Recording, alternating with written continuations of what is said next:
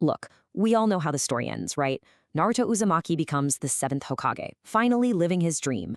And by the time the series wraps up, he's so powerful that he makes most other Kage look, well, kind of weak in comparison. But that's the end game. We're more interested in the journey. So the real question is, when did he actually get that strong? At what specific point did he cross that invisible threshold and gain the raw power to be a village leader? That's what we're going to do. We're going to find that exact moment right down to the manga chapter. So yeah, let's dive in. Okay, but before we can even start looking, we've got to set some ground rules. What do we even mean by Kage level? Because let's be real, that term gets thrown around a ton, and the power difference between Kage is just insane, right? You've got guys like Chojiro on one end and then Hashirama on the other. It's a huge spectrum. So for this investigation to work, we're using a simple, pretty practical definition. Kage level is the point where a character is strong enough that if they were suddenly made Kage, nobody would seriously question their power, you know? People might question their leadership skills or whatever, but their strength wouldn't be the issue. It's the bare minimum, the entry fee to the club. And this really clicks when you look at some examples. Imagine if Asuma Sartobi became Hokage. Everyone would kind of be like, wait, what? Really? But War Arc Sasuke? Yeah, no one's questioning if he's strong enough for the job. That's the difference. That's the bar we're aiming for. All right, definition locked in. Let's start the investigation. And we're going all the way back to the beginning, to part 1. And I know what you're probably thinking, a 12-year-old Naruto? No way. But believe it or not, there's actually a case to be made.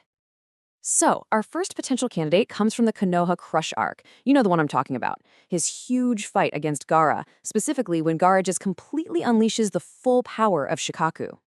Now, the argument for this being his moment is pretty strong, right? He defeated a full-on tailed beast. That is 100% a Kage-level job. I mean, the 4th Kazekage's whole deal was basically keeping Shikaku in check. But, and this is a huge but, he didn't do it alone, not even close. He only won because he summoned Gamabunta, who pretty much did all the heavy lifting. And that's the deal breaker. That's the fatal flaw in this whole argument. Relying on a summon isn't really his power. It's not like Kiba and Akamaru or Shino's bugs, where it's a core part of their fighting style. It was a one-off assist from a much, much stronger being. So yeah, case dismissed. Okay, so what about the next big power-up? Let's talk about the Valley of the End, his iconic fight with Sasuke. This is where we first see that red, bubbling, one-tailed cloak. And look, this form is powerful, for sure. It's easily Jonin level. He could definitely cause some serious problems for an elite ninja, but Kage level? Nah, not even close. It's just a temporary, unstable burst of power. It's a step up, but it's not the step. All right, let's jump forward into Shippuden. This is where Naruto's power starts to get really, really crazy. But it also comes with this one giant, massive problem that we just can't ignore. And you know exactly what I'm talking about. The fight at the Tenchi Bridge. The moment Naruto goes full Four Tails mode and just absolutely goes berserk on Orochimaru. The raw power on display here, it's just off the charts. This form completely overwhelmed a Sannin, who is definitely Kage level. It even almost killed Jiraiya in a flashback. The power is absolutely there, no question. But here's the thing, Naruto isn't. He has zero control. He's not driving the car. It's just Kurama's pure rage lashing out. And that's really the heart of it, isn't it? A character has to be aware. They have to be in control for it to count as their strength. This isn't Naruto's power. It's a berserk monster wearing his skin. So while the power was definitely there, the ninja wasn't. So another one bites the dust.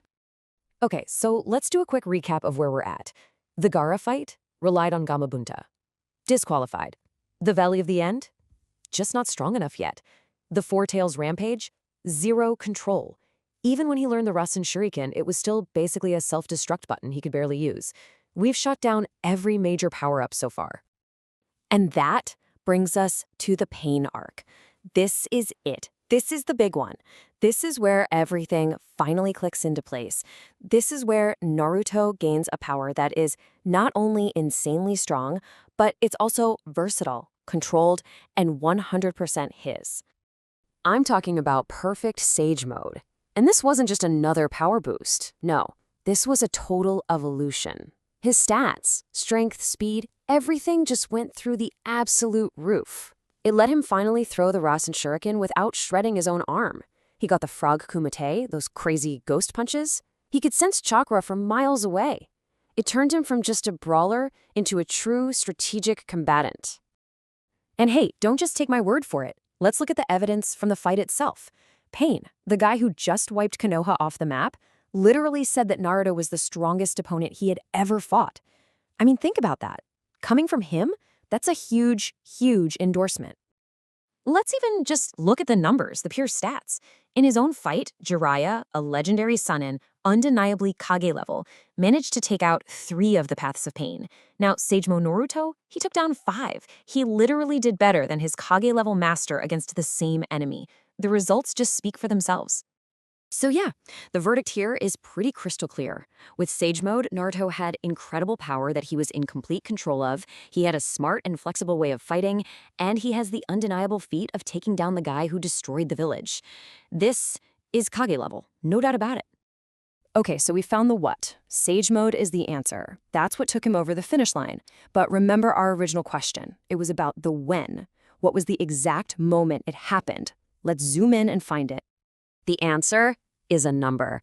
418. That's the manga chapter. That right there, that's the turning point, the moment the switch finally flipped. And it's not some big, flashy fight scene. It's not a punch. It's not a Rasengan. It's a moment of complete and total stillness. When he's balancing perfectly on that stone spire, drawing in natural energy for the very first time without turning into a frog, the second those orange sage markings appear around his eyes, that is the exact moment Naruto Uzumaki became Kage level. So there it is, the moment he finally met the standard set by the greatest ninja in his world. But, as we all know, that was just the beginning for him, wasn't it? It kind of makes you wonder, if this is the moment he finally reached Kage level, how much longer was it before he left it completely in the dust?